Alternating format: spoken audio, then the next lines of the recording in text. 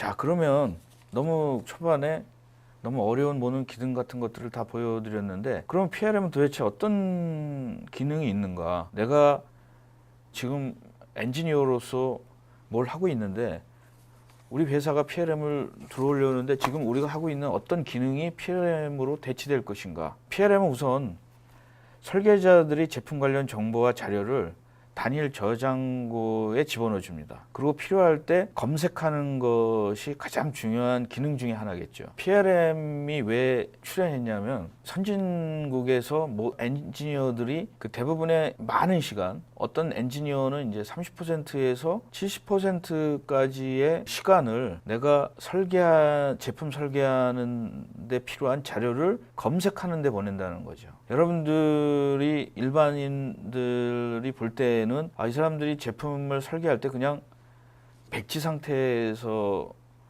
설계한다고 생각을 하는데, 그렇지 않습니다.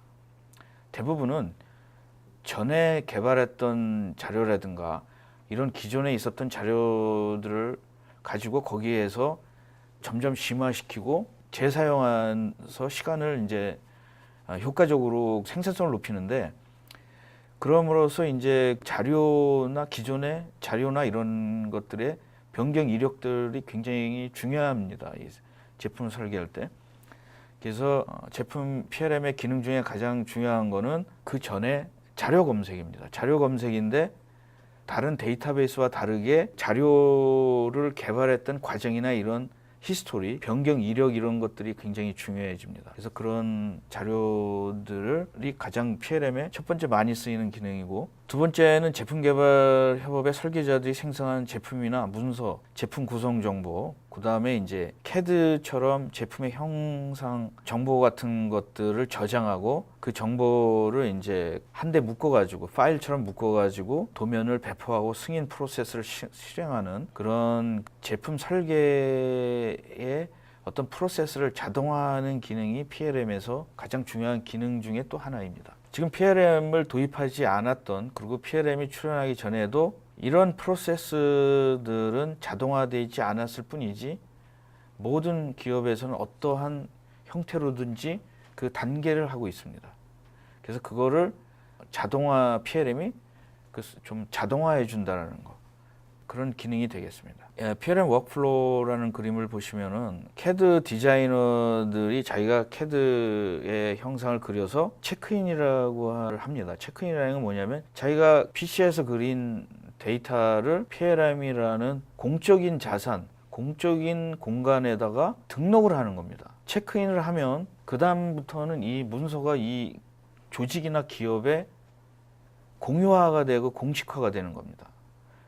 내가 체크인한 내 자료는 더 이상 내 개인 자료가 아니기 때문에 고칠 수가 없습니다. 그 이상은. 내가 고치려면 다시 정식으로 체크아웃을 해야지만 고칠 수 있습니다.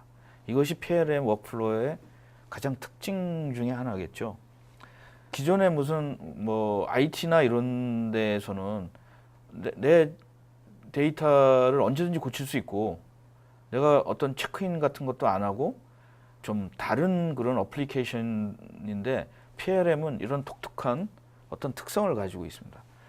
그러면 이 체크인된 공인된 데이터, 그 개발 데이터들이 자기 회사의 동료들 중에 다양한 사람들이 그걸 보고서 그 분업을 해서 사용을 하는 거죠. 예를 들어서 제가 어떤 제품을 개발할 때 툴 디자인, 시공구 디자인은 제품을 만들기 위해서 툴을 디자인하는 사람들이고, 그 다음에 프로세스 플래닝이라는 사람은 이거를 양산을 어떻게 할 것인가를 계획을 만드는 엔지니어가 있고, 그 다음에 형상은 했지만 이게 어떤 열이나 이런 신뢰성이나 이런 데 어떤 문제가 생기면을까봐 그 해석 엔지니어들이 이거를 끊임없이 또 해석을 해가지고 보완을 하겠죠. 그 다음에 어느 정도 그 완성을 했을 때 팀이 리뷰를 하고, 그걸 PLM에다 다시 완성이 돼서 그걸 배포를 하는 겁니다. 이런 어떤 플로우가 지속적으로 한 번에 끝나는 게 아니라, 몇몇의 그 엔지니어 매니지먼트의 경험이 없는 분들은 이거 한 번 하고 끝난다고 생각을 하는데, 우리가 글쓰기를 하듯이 좋은 글을 쓰기 위해서 지속적으로 반복 작업을 하는 것이 PLM이나 제품 개발의 프로세스입니다.